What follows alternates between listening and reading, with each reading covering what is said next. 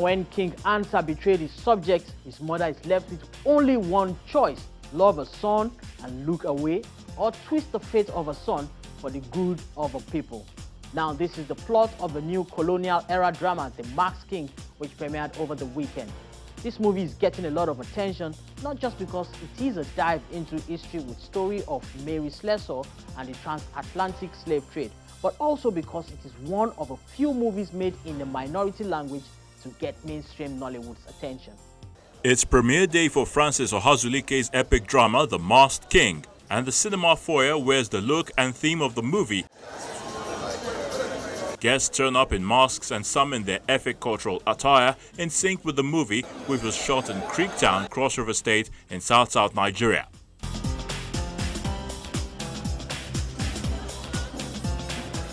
The Masked King is one of the very few productions made in a minority language within mainstream Nollywood, and it adopts the backdrop of the heroic activities of the missionary Mary Slessor to tell the story of a young king who turned his back on his society. Sacrifice to appease the gods. But Chief, I heard it's not only an execution but a sacrifice. It's a movie set in the 19th century here, but it's not about the 19th century. Neither is it about Nigeria. It's about sacrifice. It's about a tribute to someone that has sacrificed for a good cause, that showed compassion at a time that it was difficult to do so. So it's a tribute to Mary Slessor, and it was also a tribute to all the people that also participated in helping, abolish so many evil acts that were at sway at that time. So when I was conceiving this and we are trying to reenact it, all I was concerned about is I need to tell this story in a way, in a ground that has not been told before, with the African perspective, just for people to see what's going on in Africa at that time. Veteran Segun Arinze, who is known for speaking the three dominant Nigerian languages of Yoruba, Hausa and Igbo fluently, played the role of a security confidant to the king. Who gave orders to assemble my soldiers without informing my office? He admits that while he also has a bit understanding of the Efik language, he was happy to be challenged to pick up new vocabularies in Efik while making the movie. Well, yeah, I could pick one or two words from it. That was good. I know that Akwa will go Adonye, but in Cross River is Etienne. So I do understand. I pick one or two. Well, yes, we had people working with us, but the good thing was that we did a lot in English.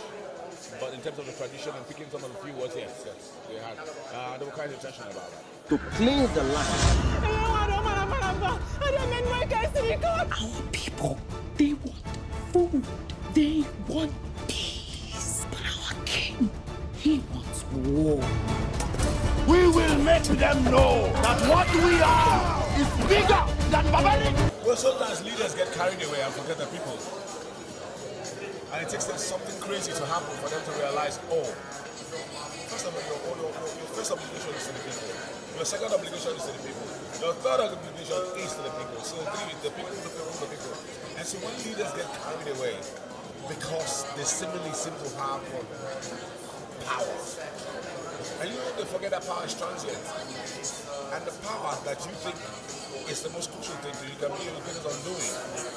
So most leaders begin to appreciate that fact that you don't toy with the people. You tell people you're going to do something, do what you're supposed to do and carry them along.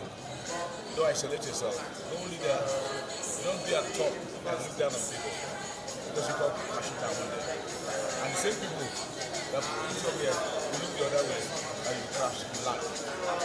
The Colonial-Era story provides first-time actor Bernard Robinheimer his introduction to Nollywood as a naval officer working with some locals to help prevent the transatlantic slave trade. Will you still hold on to your moral high ground, despite seeing the havoc this king is causing? Yes, it is an awful situation. Well, so I didn't know about Mary Slessor until I accepted the role.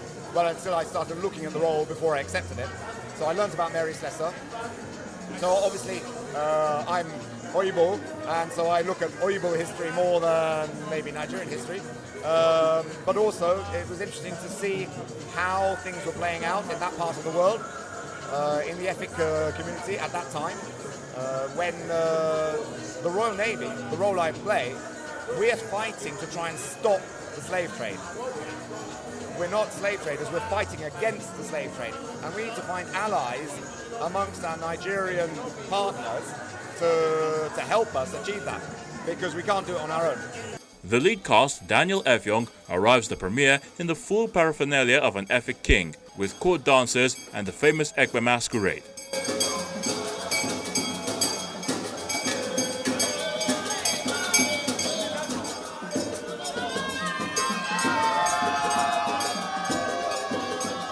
He confesses to be double excited to play the character in a movie made in his local language, even though he himself struggles a bit with speaking it fluently.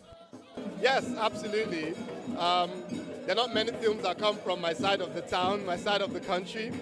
But hearing or, when I got approached with the project and finding out that not only is it a story from Calabar, it was also going to be shot in Calabar, in Creektown. In Calabar, I was beyond excited, and of course I had my parents to support me. There were parts where I had to speak a little Efik, so I'd go home and ask them for help, so they helped me rehearse the Efik lines. I mean, it was a breath of fresh air, and we tried to stay true to the story. I mean, it's art, so there's some sort of liberty in the artistic expression, in telling the story, which I appreciated. However, it was just really, really great to know that you're telling your own story, a story from your place, a story from your hometown.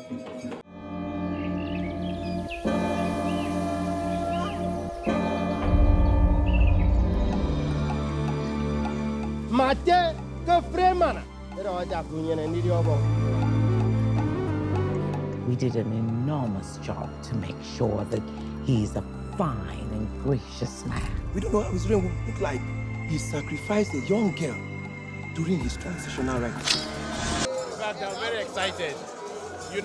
When in 2006, UNESCO gave us the rating of the second largest film producing society in the world, the reason they gave us was because of the number of indigenous films that we made.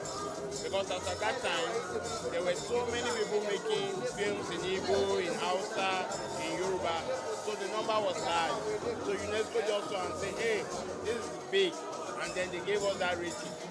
But I've been worried particularly because there's so much emphasis on films in English language and the rest, and our language, some of our local languages are going into extinction. So each time I see any effort to make any film in our indigenous language, because you cannot tell the Englishman the story in English, but you can better well. Let me tell you why the Yoruba film industry do very well. They do very well because they sit in their culture. The actors act in their language. So they have the right, ad-libs, they have the right emotions and all that. So they are speaking in their native language. The Masked King also stars Shafi Bello, Gideon Okeke, Uche Montana, and many others. They stole my head of hair. You must be careful. Any other?